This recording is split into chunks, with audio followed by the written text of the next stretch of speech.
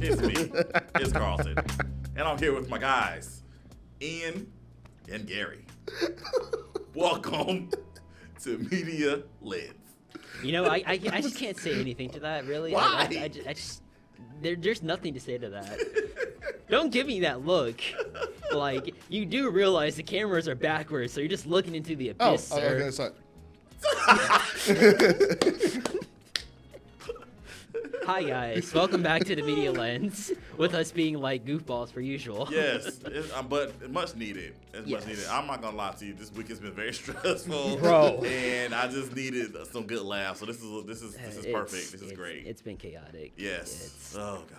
So how was your week, Carlton? Yeah. Week's been good. So okay, so I don't know if we can talk about it. So I was invited to be a guest on your hometown road trip. Yes. Yes, get the name right, Carlton. Yes, your yes, hometown yes. road trip. I was invited to be a guest to play go-karting, Mm-hmm. and it was fun, right? But okay, so this is the aftermath of Oh, it. gosh. I know, right? So I left you guys, and I started not feeling the best, Oh, Lord. and I had to pull over, Oh, gosh. and you can imagine what happened after that. Dude. This is what it was though. I didn't eat beforehand, and all that jerking and stuff. It was a lot going on. It was like I had fun. It was a very fun Yes. experience, but like the aftermath of it was not so fun. I had to pull over to the abandoned restaurant that still exists, but it's not in that specific area. Had to pull over there and just pray nobody saw me, in my shame. James, a big statement. I know that's a human thing that happens, but I still feel shameful. You're good. No. What, you know who should be ashamed, and we love him, but this is something like, like if you ever took like a date out to like prom, basically in like high school, and the courtesy is to pay for your date, like forward. So this Like man, food and whatnot, yes, yeah. this man basically, they went out to get, I think it was like ice cream, I'm guessing. I think it was with the steak and shake. Yeah, in the steak and shake, basically. This man split the bill with this girl. Hold on. How? Okay, are they in like a full blown? Is this a relationship? No. or they're dating? It was just a date. It was just a date that like. It was from what I gathered. They were friends. Yes. Even so, his main argument was like, I didn't have any money. Ask your parents. I mean, like $40, $60 you should be good. Basically. So was this like a date, or was Yes. it like a Date to prom. Oh. They went to prom together. I'm not sure if they were dating or not. I don't know. It was like we still will classify like that being a prom date, basically. Oh, this is teenagers, people. Yeah, yeah. Oh, Yeah, 18. teenager get 18. yes. got you. Yeah. Okay, I thought we was talking like adults. I mean, he was still a dude at 100%. yeah, I know if- him. We better get into a whole different subject than what we're talking about. That's a different thing with like him and like the whole like rule of tipping. That's a different like rabbit hole as such. I mean, okay. So this is teenage years. Yeah. I mean, It's very biased. I understand that. yeah. like, I don't really see the big deal about it. I mean, if you're prom date, yeah, of course, you should do, I guess, the gentleman thing and take care of everything. But at the same time, I mean, yeah, he had no money. I mean, he's a kid. He's 18. He's at this point in his life, he's 18. Granted, all you have to do was just ask mom and dad for some basically, extra money. which I did. So- I did. Maybe the parents didn't have extra money to give. Maybe they spent money on whatever the other prom thing was. It's like, all right, this is all we got, and it is what it is. I'm not going to say anything that brings back to me. Like, I mean, I'm not going to say anything on that. I'm just saying, like, she'll be all right. She'll be all right. Get that ice cream and you'll be all right. If you want it, I mean, you'll be all right. Like I said, that's his business. He told us after the fact, because we call this man Okay, so let me get this straight. So this is an adult telling you a story from back then. Yes. Got it. Okay, I was Yeah. totally confused. No. Basically, because Okay. it was brought upon us because like the whole rule of like he doesn't like tipping or like he doesn't tip basically. Oh no, that's not good. You need to tip. These people that barely make any money. You need to tip. Yeah. We went to Sonic's like one time with like as we finished up like on a shoot, and basically we were like he was about to pay for his food, and then like Brandon was like about to hit the tip, and he said like, oh no tip. So awkwardly during that, I was like, bruh. Y'all zany adventures. That was his any event. I was at home watching Netflix. I don't know what you're talking about. Well, oh God. Anyway, the reason why we're here because we want to highlight filmmakers. Yes. And we have a very great guest coming. Gary, who do we have coming up on today's episode of the Media Lens? Well, coming out, we have a new person that's out of the CS array, but more so up north, and is a loving person that's been doing wonders to the YouTube community and filmmakers about. So stay tuned for more on the Media Lens.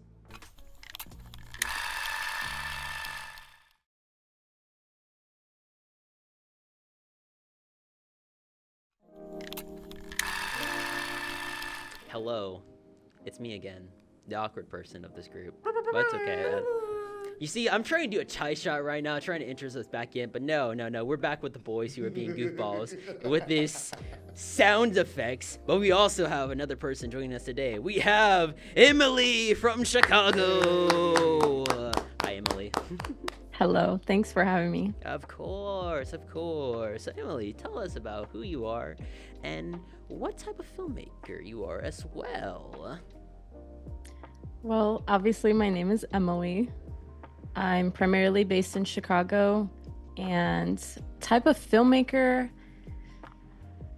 how do I even answer that? It's a hard question, honestly. Yeah. It truly is. I try to experiment with different things, really. Just base things off of other films that I've seen or directors that I really admire, and I try to go off of that and try to do different things that they do and try to implement them into my own films. Mm-hmm. Because I noticed basically I was scrolling through your YouTube page, you are a huge fan of Wes Anderson, 100%. I respect that. Oh, yeah, Wes Anderson's great. Yes. I love it. Yes. What made you get so invested inside his creative craft? I think because it's quirky, I guess you could say. It's different. You know, when you see a Wes Anderson a video or film, even if it's just one shot, you automatically know that it's Wes Anderson. Mm-hmm.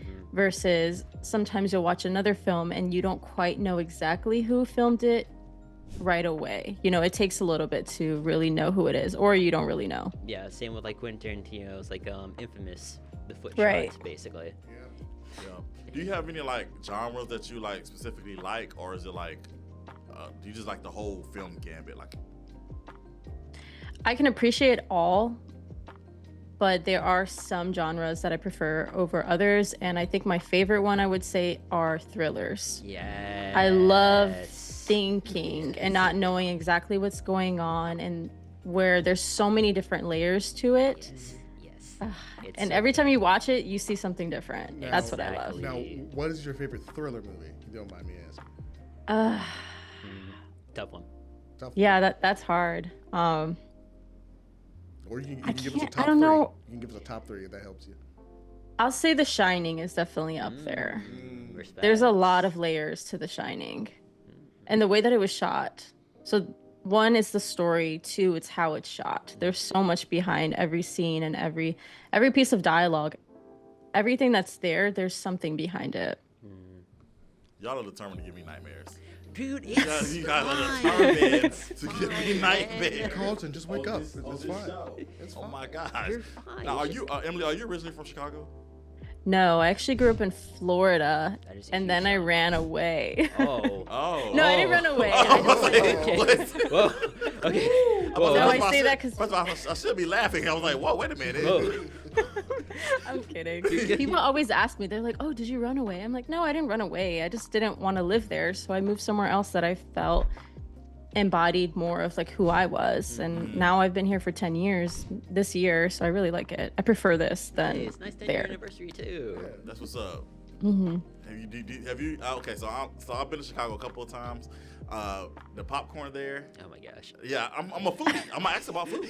the popcorn. The food's so good. Yes, and I always get the deep dish pizza too. The Chicago deep dish pizza. Yes, I love it. Okay, I'm done with my food stuff. The food is good. I get it. Yes, 1000%. Can you talk about? Let's talk about some of Emily's work, shall we? Yes. I know, like, you branch between a lot of like different types of like videos, between like the short, small like pieces to like even your daily vlogs, which I still love as well. Like, what made you get into like trying to do a lot of diverse stuff between like talking about gear to also doing small creative pieces to build your like creative focus? Right. So I like to try different types of videos to see what sticks and what my audience likes. And not just what my audience likes, but what I like to make. You know, sometimes you won't really know if it's something that you want to create yourself unless you do it. Yeah. And just because I like to watch a certain type of video doesn't mean that I want to make that type of video. Ooh, that's a fat mood right there. Yeah. It gives a lot showing like especially us as creative filmmakers as well, trying to find like that niche that we want to focus into. But half the time as well, it's very difficult trying to find that niche because it keeps like expanding and expanding, and like trying to do it all at once is very annoying to do because you don't know exactly like what you want to do, and then you go into this whole like aspect of like what we call the identity crisis, if I'm correct. And you just don't know, especially like YouTube, because YouTube is like, it's a gamble, and a lot of things can either hit or miss because the audiences keep changing, especially in like this new generation between like I think it's called Gen Z, if I'm correct as well. Yeah, where it's Wait, this new. I think we're technically Gen Z, Gary, and then there's Gen Alpha. Oh, Gen Alpha. Right. Oh my gosh. Alpha. I forgot about that We're one. not going to Alpha and Mega. Those are the ones that do the whole skippity toilet thing that I don't understand, or the 6-7. That's beyond me. It's beyond me. I don't know what y'all talking about. I don't know what they're talking about. We're talking about a lot of stuff, honestly. We're talking about a lot of stuff, especially one like piece that I really admired from Emily, which is like the Overcome piece, basically about you trying to deal and really get back into creative like writing. So what was that about? I wanted to do something that felt real to me, but show it in a way that people could resonate with as well. Where you resonate with the idea, but you also are just amazed by what you're seeing at the same time. So you essentially want to watch it again. Nice. Well, we're going to take a look at it real quick, and afterwards we'll go to break, so stay tuned for more, but enjoy this piece from Emily, guys. Yahoo! Still at the beginning of my journey with nothing to show for the time wasted. I feel lost, so it's time to take a step back to where it all started. Recently, I was looking through some of my old things that I hadn't seen in a while when I found an envelope. It was full of theater tickets for movies that I had seen many years ago when I was still a kid. It reminded me of something I'd forgotten. This is where the artist in me was born. At the movies. It was my exposure to a world beyond my daily life. It showed me that there was so much more to see and experience. I just needed to go outside and look. It inspired me to become a creator. Those movie tickets were a reminder that sometimes to spark inspiration, you need to look outside the box. It may not always be where you expect. And so I ask myself again, what inspires me? Everything. Like music, because it tells a story.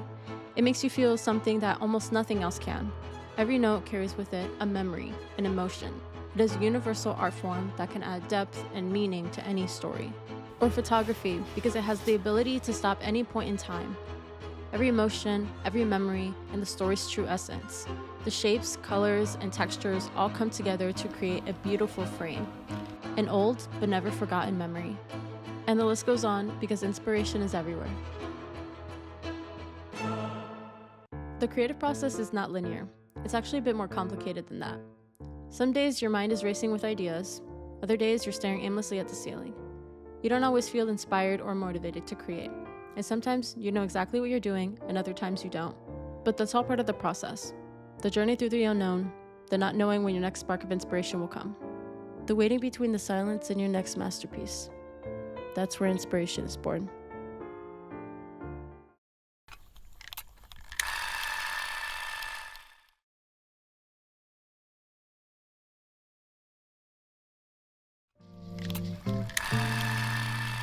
Oh my God, guys, we're back again.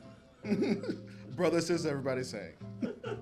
Welcome back to the Media Lanes. What was that intro, Lee? Oh my gosh, guys, we're back again. This one doesn't listen to Backstreet Boys. Okay. Okay, guys, we're just all gaslighting each other now too. It's a great time. We just got through watching some great work by our guest Emily. Yes, and I will say one thing that you said in the video that we just watched that really resonated with me was like, inspiration can be from anywhere, especially music. I don't know about you, Emily, but anytime I listen to music, sometimes my brain goes to like, this would be good background music for like a scene, or maybe like a montage, like in what was that movie, Breakfast Club, where they're all dancing in the library. I always go back to that. Like, so like, when you said that, I was like, finally, someone understands. I'm not alone. Not at all. I get it. Yeah. So what was like flowing through your head when you were looking back at like, because you saved all of those like tickets from like the movies? That's insane. Yes. From years. Like, was it just like you just wanting to keep that momentum from like watching that like the premiere, or just like they're just trash that you forgot to throw out basically? I asked a genuine question, guys. Hush. I've always liked collecting things from forever. And one of the things that I collected were movie tickets. I don't know where I got the idea from. I think I just decided I'm always getting these little papers. I might as well just keep them so I can remember what movies I'm actually watching. Because I love movies so much, might as well just remember. Nice. You have more passion for me because, oh my gosh, I think the last time we went to a movie theater was like honestly last year, which is That's a shame. What? That's a shame. I went last week. Me too. And the week before. And I will say, you might want to really hang on to your movie tickets. I'm not sure about how it is up there, but I know down here we're starting to move away from that. yeah. To where it's like more digital. That they don't rip it anymore. They just scan and go. Oh no. Over here, they're like paper, like very thin, like receipt paper. So it's not the same, but I still keep them. Oh Nice. It's just like a token of just like reminiscing the fact that us as filmmakers just like living in that moment of just keeping, I think it's either premieres or just like good movies that we watched over the years as like monumentous like occasions as like momentums. I know some people do that as well. I barely don't because of, I have a huge film list that I need to like watch. Why are you guys staring at me like this? This is kind of weird, bro. I'm trying to have a decent conversation. I feel like being targeted right now. You are. You did it to yourself. I'm trying to be cool, man. I'm just trying to put some emphasis on what you're saying. That's all. Yeah. Emphasis. Right. Strong statement. Yeah. Well, what's also strong? This next piece we're about to watch. So, Emily, like, can you tell us about like this piece that's basically your idea of basically slowing down in the moment of just like creative flow? I find myself constantly doing too much, and if my time isn't filled with being creative, I feel like I'm wasting my time. Like I'm not doing enough, and then I have to remind myself, if I keep living like that, I'm always going to burn myself out. And I'm still in the cycle despite having filmed that video. I do have to constantly remind myself, you need to slow down because you're just burning yourself out and you're not feeling good about living life anymore. You have to focus on what you have going on in the moment and just sit there for a minute, because it's fine to not always be hustling. Hustle culture is a very big thing right now. Yes. And I do kind of like it, but at the same time, I'm like, I don't know if I always want to participate in it. Valid. Yeah, I felt that on 1,000 levels. That statement hit real hard, real quick. Yeah, 1,000 levels. Let's talk to this video and then we can chat after that. All right. Okay. I used to believe that slowing down meant falling behind. That if I wasn't moving fast enough, I wasn't making progress. Life felt like a constant race. It was something I needed to win, rather than experience. In moments where I felt overwhelmed, I still believed I wasn't doing enough. I even wondered whether I was good enough, especially when I looked at those around who seemed to be further along in life. But the more I pushed myself into the fast life, the worse I felt. I didn't feel accomplished or even like I made much progress at all. So I wondered maybe if it's time to slow down.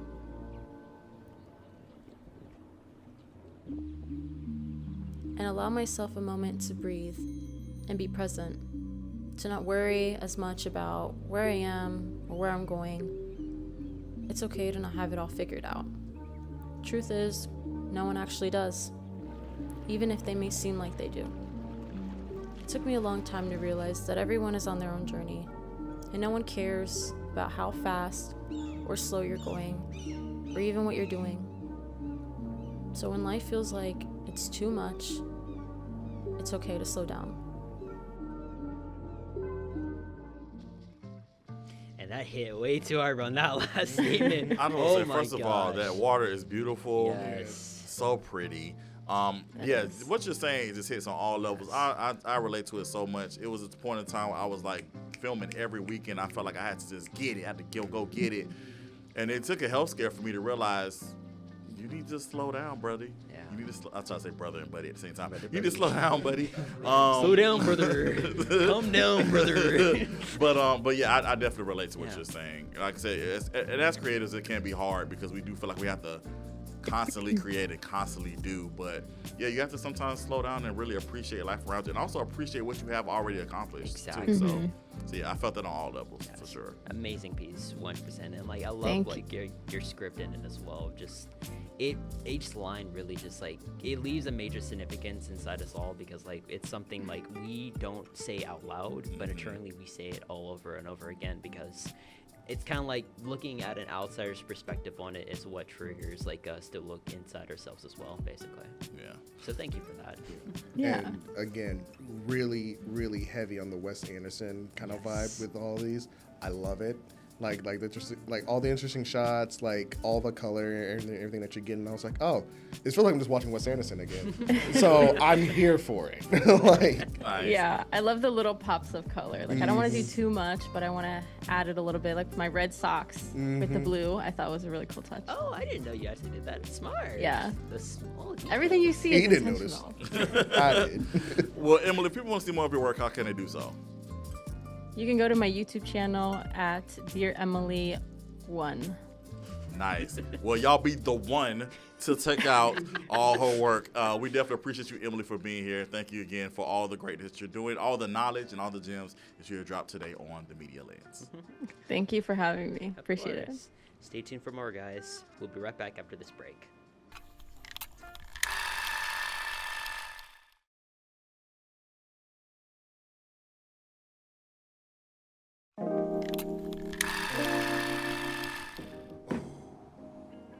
I'm breathing out because that was just Amazing. exhale. You need to exhale all of that. It's that meditation. Yeah, man. That meditation filmmaking hits real. Yeah, that real hit. hard. That hit. I felt it. I felt like I was being talked to.